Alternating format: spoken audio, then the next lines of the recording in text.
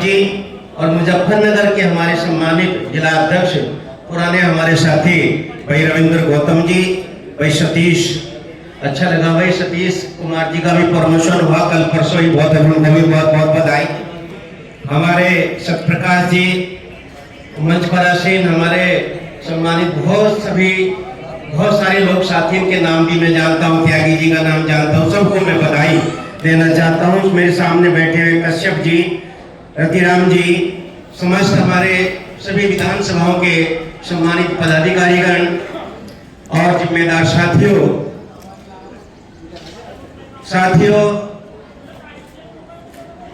Bahujan Samaj party के संस्थापक मान्यवर साहब श्री काशीराम जी ने जो बहुजन समाज पार्टी बनाने से पहले DS4 बनाई और DS4 बनाने से पहले बामसेब बनाई। और आप लोगों को हम यहाँ पर सब लोग इकट्ठा क्यों हैं? हम जो उम्र में बड़े हो गए, हमारी क्या जिम्मेदारी है?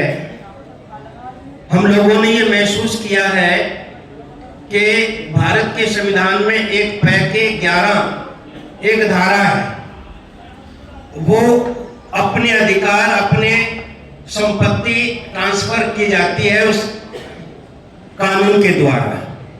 जब कोई व्यक्ति गुजर जाता है, देहांत हो जाता है, तो तहसीलदार साहब पैके 11 के अंदर उसकी संपत्ति उसके परिवार के लोगों के नाम कर देते हैं। अब हम लोग जो बहुजन समाज पार्टी में लंबे समय से काम कर रहे हैं, जब से यहाँ खोली, हमने कभी दूसरी पार्टी का नाम तो सुना पर कभी उसके लिए काम नहीं किया। जब काम किया तो केवल मान्यवर साहब श्री काशीराम और आदरणीय बहन कुमारी मायावती जी के नेतृत्व में काम करने का काम किया। और ये हम जैसे लोगों का सौभाग्य भी है कि हमें भी मान्यवर साहब श्री काशीराम जी के साथ काम करने का मौका मिला और उस आदरणीय बहन कुमारी मायावती जी के कदमों में बैठ करके संगठन की बारीकियों को सीखने का और सरकार कैसे बनाई जाती है, अपनी विरोधी पार्टी को कैसे धराशायी किया जाता है, ये फार्मूला भी हमने आदरणीय बहन जी के कदमों में बैठ करके सीखा। मान्यवर साहब काशीराम जी ने जिला सहारनपुर को चुना। हम लोग, हमारे सहारनपुर के लोगों का इसलिए बहुत ज्यादा जिम्मेदारी बन जाती है कि विधानसभा नंबर 1 उत्तर प्रदेश की वो अगर शुरू होती है तो जिला सहारनपुर से शुरू होती है। अगर सत्ता शुरू होगी मेरे मित्रों तो जिला सहारनपुर से शुरू होगी। ये इसलिए हमारा दायित्व बहुत ज्यादा बन जाता है। और मान्यवर साहब काशीराम जी ने जिला सहारनपुर को से लोक सभा का MP बनने के लिए सहारनपुर को चुना था। और सहारनपुर के लोगों, जब मान्यवर साहब काशीराम जी ने यहाँ का चुनाव लड़ा था, उस समय मैं सरसावा विधानसभा अध्यक्ष हुआ करता था। और उस समय साहब काशीराम जी ने एक स्लोगन लिखा था अपने बैनर के ऊपर कि मैं उड़ते उड़ते छा जाऊंगा पूरे देश में। ये सीखने की बात है, समझने की बात है मेरे नौजवान बच्चों। आज हम आपको ट्रांसफर कर रहे हैं पैके 11 से।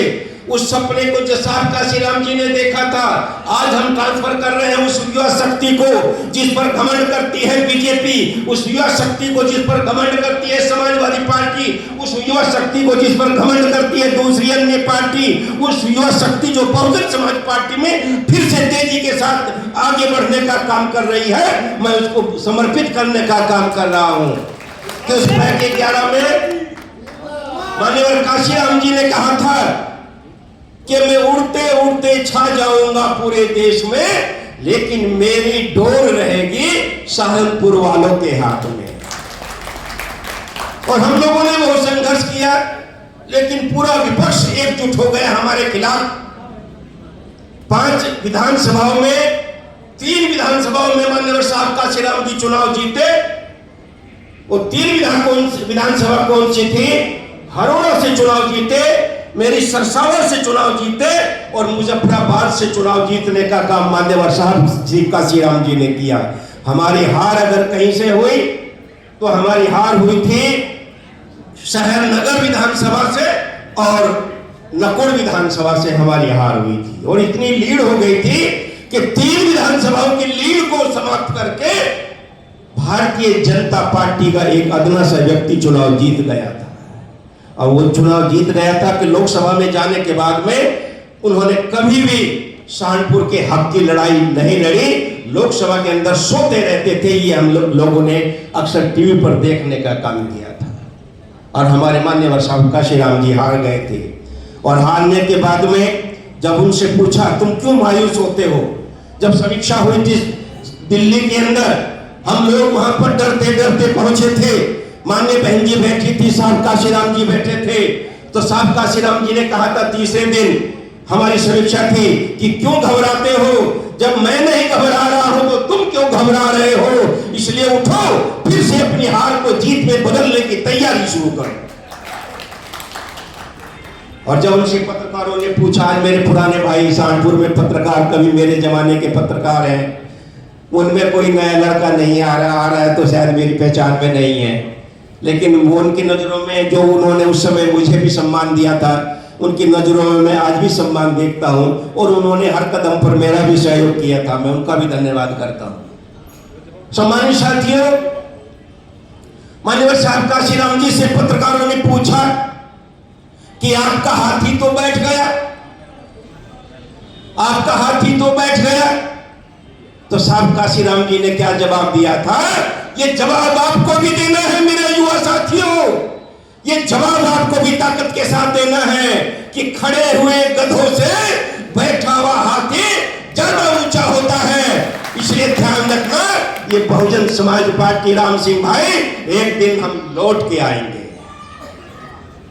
और कोई लौट करके नहीं आएगा, केवल हम बहुजन समाज पार्टी के लोग ही फिर से वापस आएंगे। और फिर से इतिहास गवाह है कि जब जब बहुजन समाज पार्टी ताकत में आई है, तब तक भारतीय जनता पार्टी की जमानतें जब हमारी बहुजन समाज पार्टी ने कराने का काम किया है, इसी जनपद के अंदर किया है।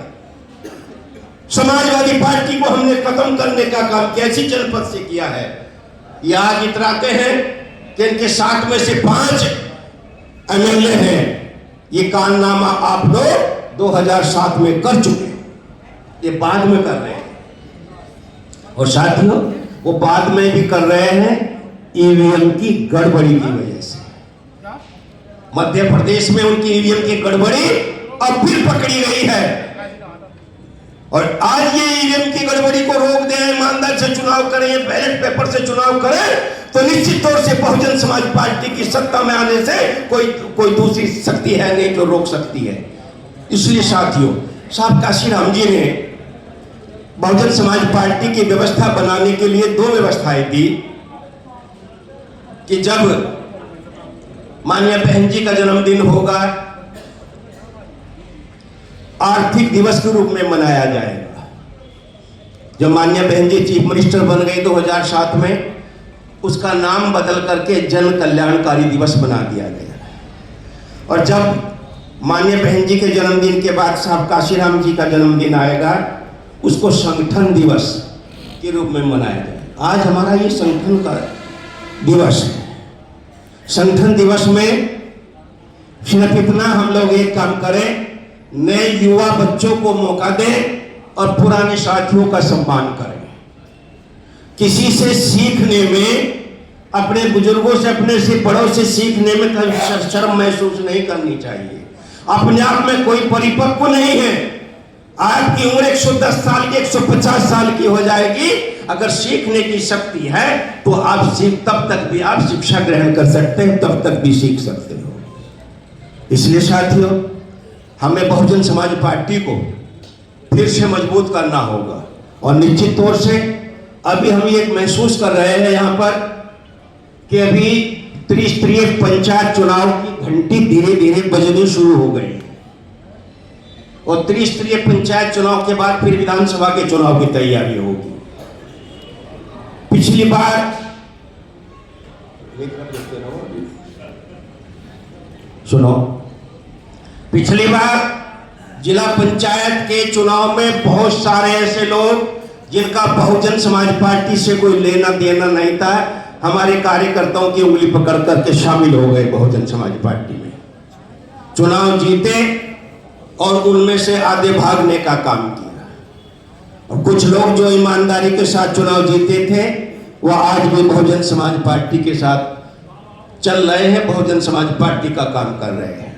इसलिए मैं तीनों जिलों में, हमारे शामली, मुजफ्फरनगर और सहारनपुर में, आप नए लोगों पर एक्सपेरिमेंट करने की बजाय अपने पुराने लोगों को तैयार करके उनको मजबूती से चुनाव लड़वाने का काम कर देना। तीनों जिलों के अंदर जिला पंचायत की चेयरमैन आपकी होगी।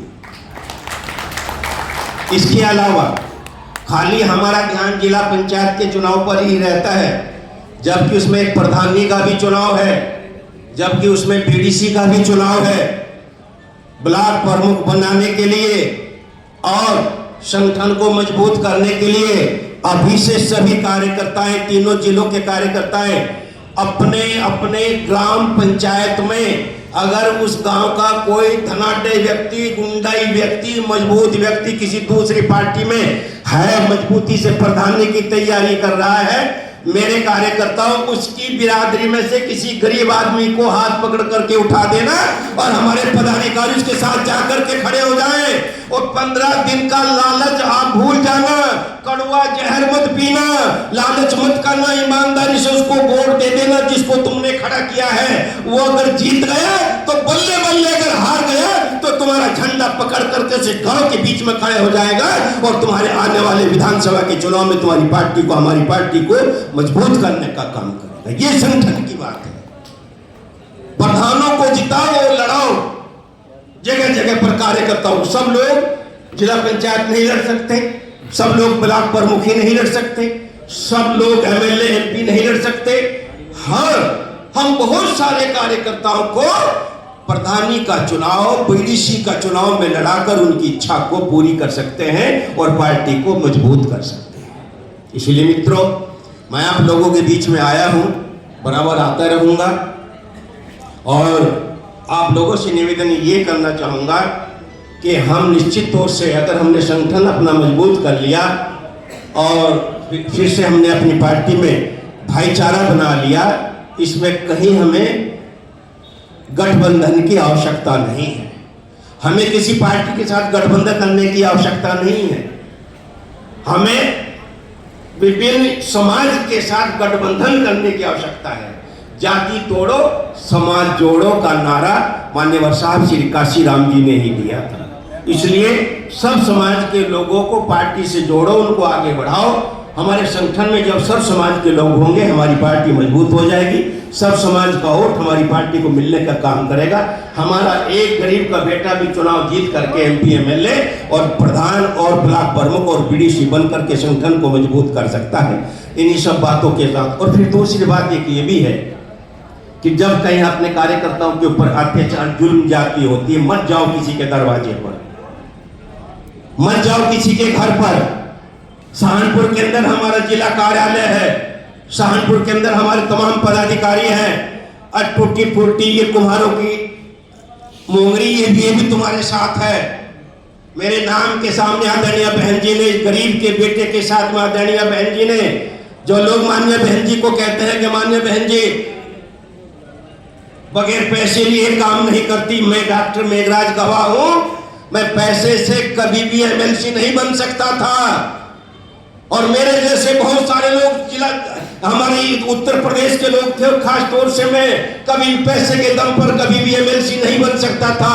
मुझ गरीब के बेटे को, मजदूर के बेटे को माननीय बहन जी ने घर से बुलाकर एमएलसी बनाकर मिनिस्टर का दर्जा देने का काम किया। तो ये अगर मेरे साथ हो सकता है, मेरे कार्यकर्ताओं, ये कल को तुम्हारे साथ भी हो सकता है। लेकिन ये कब संभव है? जब हमारी आदरणीय बहन कुमारी मायावती जी इस प्रदेश की मुख्यमंत्री बने, हमारी सरकार बने, फिर आपका भी नंबर आ सकता है।